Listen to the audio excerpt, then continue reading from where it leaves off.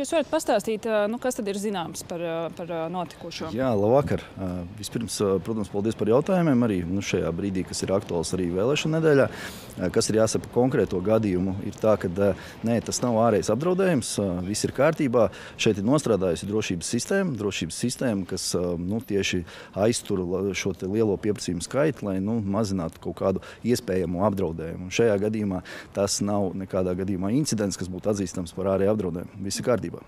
Vai tas nebija zināms jau iepriekš, ka kaut kas tāds varētu notikt? Attiecībā, protams, par ārēju apdraudējumu šādas informācijas nav.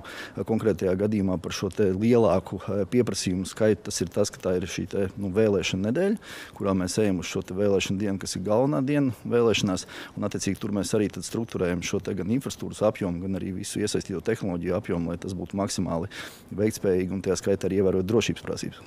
Bet tas tomēr liek uzdot jautājumu par šo kapacitāti. Tas nozīmē, ka jūs nebijāt gatavi tik lielam lietotāju pieplūdumam?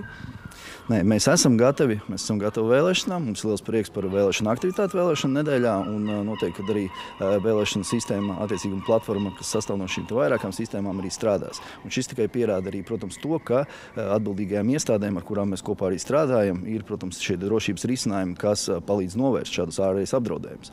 Līdz ar to jābūt apzinīgiem, jāstrādā lai būtu maksimāli arī šī drošības risinājuma un, protams, nodrošināt veiktspēju jau pašā vēlēšana dienā, ka būs liels vēlētāju skaita pieplūdums.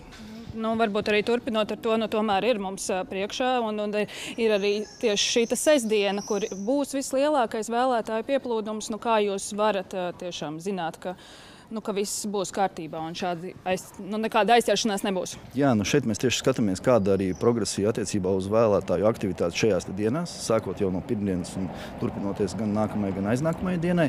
Un to arī mēs ņemam vērā, lai mēs varētu arī šo veiktspēju pareizi gan aprēķināt, gan arī attiecīgi šīs jaudas rēķināt. Un, protams, arī pielāgot drošības risinājumus.